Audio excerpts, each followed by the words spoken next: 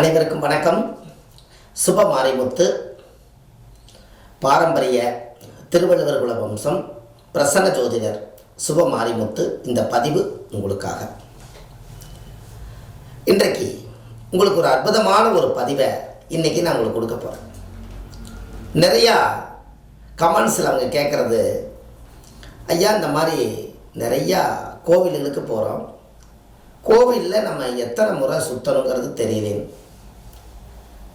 அம்பாள் கோவிலில் 5 முறை சுற்றணும். அம்பாள் கோவிலில் நீங்கள் 5 முறை சுற்றுறீங்கன்னா அந்த பவர் உங்களுக்கு நல்லாயிருக்கும். பஞ்சபூதமாக வச்சுக்கோங்க. நீர், நெருப்பு, காற்று, பூமி, ஆகாயம். இந்த பஞ்சபூதம் இல்லாமல் அம்பாளுடைய சக்தி இயங்காது. அதனால் நீங்கள் கண்டிப்பாக பஞ்சபூதமாக இயக்குனீங்கன்னா போதும்.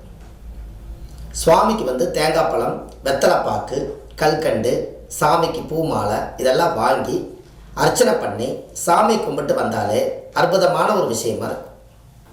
அப்போ உங்களுடைய ஜாதகத்தில் ஒரு நல்ல ஒரு அற்புதமான விஷயம் என்ன அப்படின்னு கேட்டிங்கன்னா, தெய்வத்தினுடைய அனுகிரகங்கள். நம்மளுடைய ஜாதகத்தை கொண்டு போய் சாமிகிட்ட காமிச்சா தான் இந்த சாமியோட பவர் நம்மளுக்கு சிறப்பாக வேலை செய்யும். முதல் ரொம்ப முக்கியம் அதுதாங்க. சாமிகிட்ட நீங்கள் போகிறீங்க, சாமி உங்களை பார்க்குது, நீங்கள் சாமியை பார்க்குறீங்க. அப்போ ஏதோ ஒரு வைப்ரேஷன் நம்ம உடம்புல வருது, அதான உண்மை.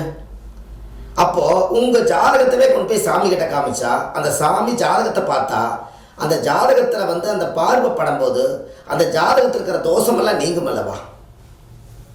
இதை கண்டிப்பாக செஞ்சுட்டு வாங்க. எப்போ கோயிலுக்கு போனாலும் தர்மம் பண்ணிட்டு வாங்க.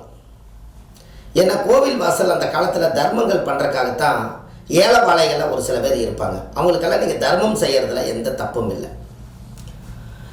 வயிறார சாப்பாடு கொடுங்க. இனி போகிற காலகட்டங்களில் எவ்வளவு பணம் கொடுத்தாலும் ஒருத்தரை திருப்தி பண்ணுறது ரொம்ப கஷ்டம். செல்வத்தை விட வயிறார நீங்கள் சாப்பாடு கொடுங்க. அவங்களுக்கு ஒரு காப்பி வாங்கி கொடுங்க. அவங்களுக்கு ஏதாவது ஒரு மாதத்தை சாப்பிட்றதுக்கு அரிசி வாங்கி கொடுங்க. அன்னதானம் பண்ணுங்க. இந்த கோவில் எல்லாம் போய் புண்ணியத்தை நீங்கள் தேடுற மாதிரி இருந்தால் இந்த மாதிரி ஒரு தர்ம காரியத்தை பூரா நிறைய செய்யுங்க. உங்கள் வாழ்க்கை ரொம்ப பிரமாதமாக இருக்கும். அந்த காலத்தில் தர்மங்கள் செய்ய செய்ய கர்மங்கள் குறையும்னு சொன்னாங்களே, எதை வச்சு குறையும்? நாம் செய்கிற புண்ணியத்தை வச்சு தான் குறையும். அப்போது நீங்கள் செய்யக்கூடிய தர்மம், அன்னதானம் புண்ணியமான காரியம். அது தாராளமாக நீங்கள் செஞ்சுட்டு வாங்க.